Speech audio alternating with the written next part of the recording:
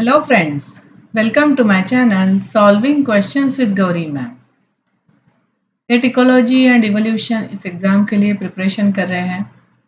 आपने देखा होगा इस एग्ज़ाम से लिए हुए मोर देन 100 एमसीक्यूज चैनल पर सॉल्व करके दिखाए हुए हैं और यहाँ पर आपको चारों ऑप्शन का एक्सप्लेनेशन मिल जाता है ताकि जो भी कंसेप्ट क्वेश्चन में पूछी गई है वो पूरी हमारी क्लियर हो जाती है। इसी सिलसिले को जारी रखते हुए आज हम सॉल्व करने जा रहे हैं पेपर 2024 से लिया हुआ एक MCQ. The intermediate disturbance hypothesis was proposed to explain patterns of species redundancy, species diversity, species dispersal या species extinctions। तो आइए देखते हैं what is intermediate disturbance hypothesis। इसे जानने के लिए हमें सबसे पहले पता होना चाहिए डिस्टर्बेंस इकोलॉजिकल सेंस में डिस्टर्बेंस मतलब क्या। तो डिस्टर्बेंस यहाँ पर स्टॉर्म हो सकता है, फायर हो सकती है, फ्लड, ड्रॉट, ये जो नेचुरल कैलेमिटीज है ये इनमें से कुछ अगर आता है तो that is a ecological disturbance.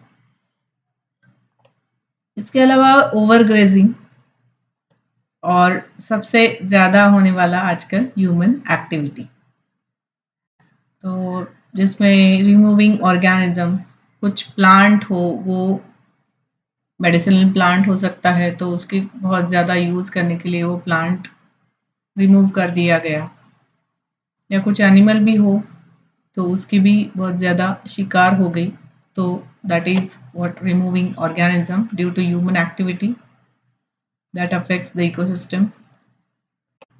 Secondly altering resource availability, मतलब पता नहीं कहीं डैम का कंस्ट्रक्शन हो गया, कहीं रोड्स का कंस्ट्रक्शन हो गया, तो उस वजह से रिसोर्स अवेलेबिलिटी इकोसिस्टम के लिए चेंज हो जाती है।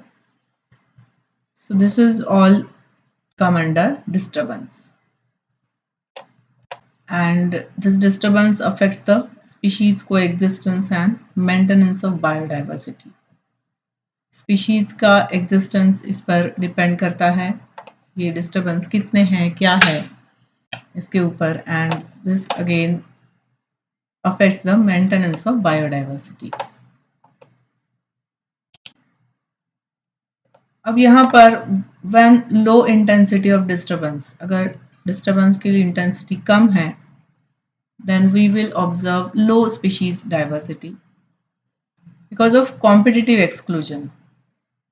competitive exclusion का मतलब क्या होता है, competitively dominant species जो होंगे वो competitively inferior species को exclude कर देंगे, बाहर निकाल देंगे। this is competitive exclusion।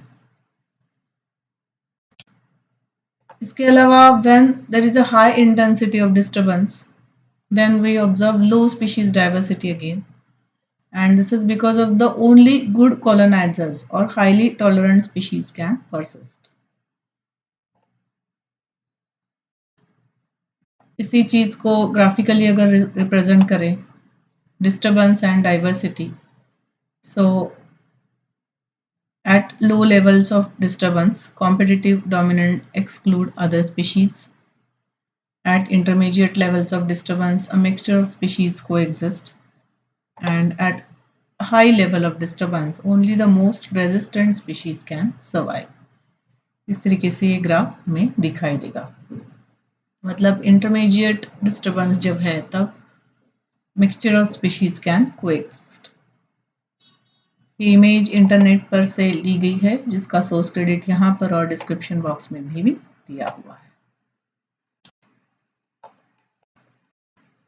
सो यहाँ पर आंसर बन जाएगा option B, species diversity. The intermediate disturbance hypothesis was proposed to explain the patterns of species diversity, मतलब number of different species कितने present हैं, that is what is species diversity। बाकी options क्या है, species redundancy, मतलब multiple species perform same function in an ecosystem, तब हम उसे species redundancy कहते हैं।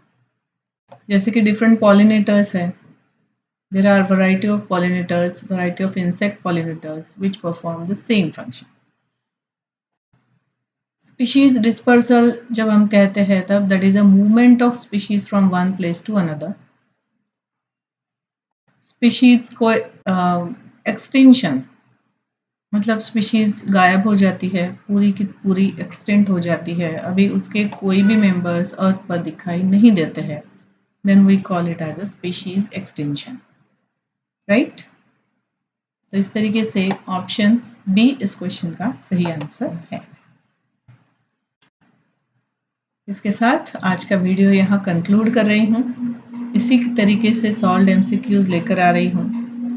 आपको भी किसी क्वेश्चन का एक्सप्लेनेशन आंसर चाहिए तो आप मुझसे मेल के थ्रू या व्हाट्सएप के थ्रू कांटेक्ट कर सकते हो। व्हाट्सएप नंबर मैंने वीडियो के शुरू में ही शेयर किया हुआ है, डिस्क्रिप्शन बॉक्स में भी दिया हुआ है।